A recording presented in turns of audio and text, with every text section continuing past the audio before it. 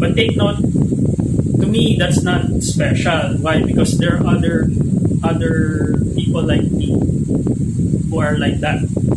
Okay, they also incarnate whenever the human race is in danger. Okay, so I know some of the ascended masters have incarnated. I think it was last year. So they're probably was it last year or 2 years ago? I can't remember. But the ascended masters have incarnated here on this planet again, and they're probably still suckling in their mothers here. Okay, so they're babies at the moment, but they're here to help humanity. So when they came, I've sensed their presence when they arrived. Okay, so it was it's kind of a weird. I think it was morning when I sensed that, early morning, that their spirit took reincarnated, took a form here in this reality.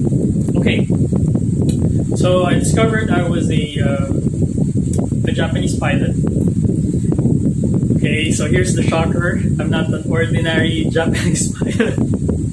Okay, so I know this will all make sense later on as I go on with my my story. Okay, story of my life. Anyway, my previous life. Okay, so I was a Japanese pilot, and I'm not an ordinary Japanese pilot. Okay, so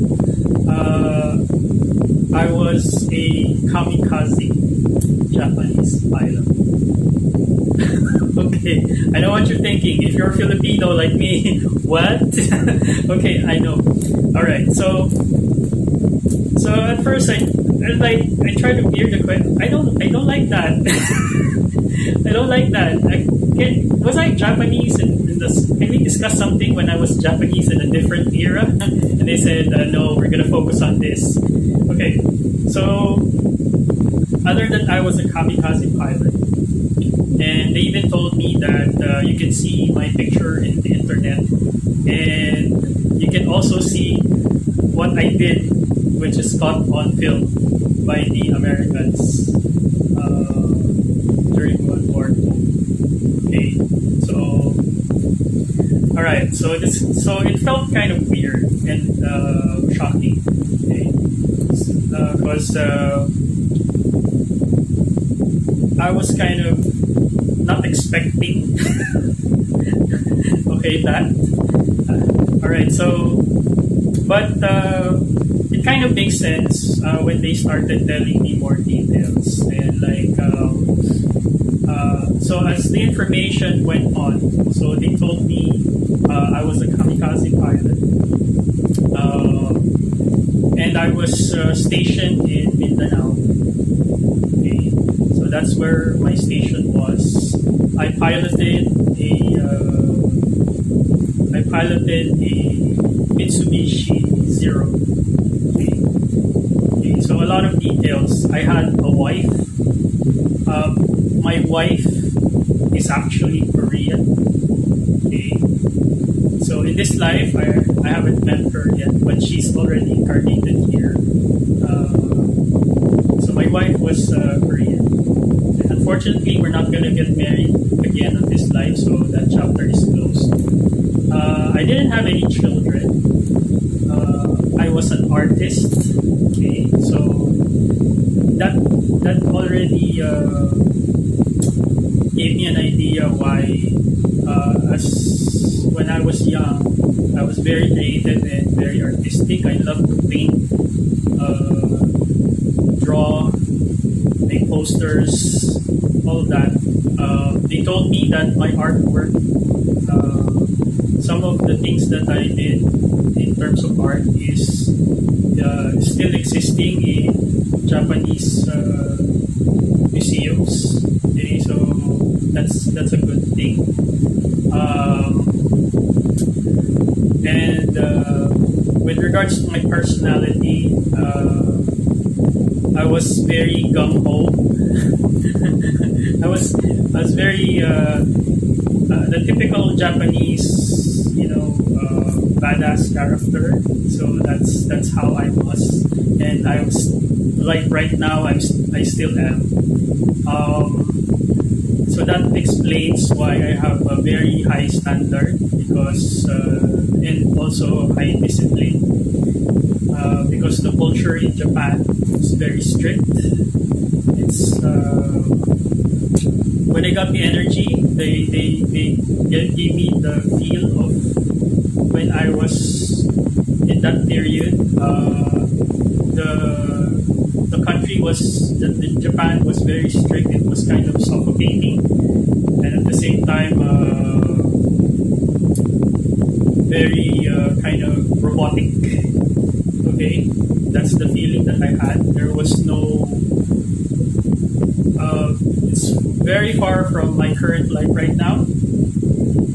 Okay, here in the Philippines.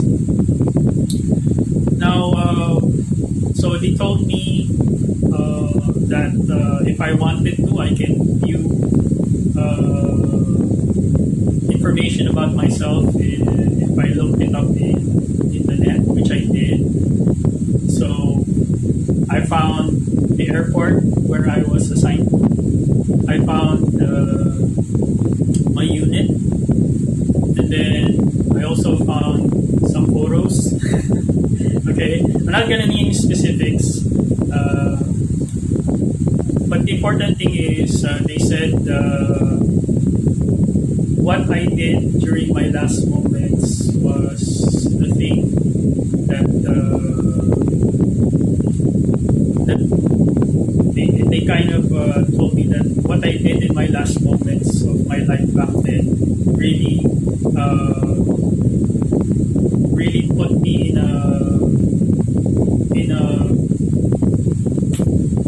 a certain rank.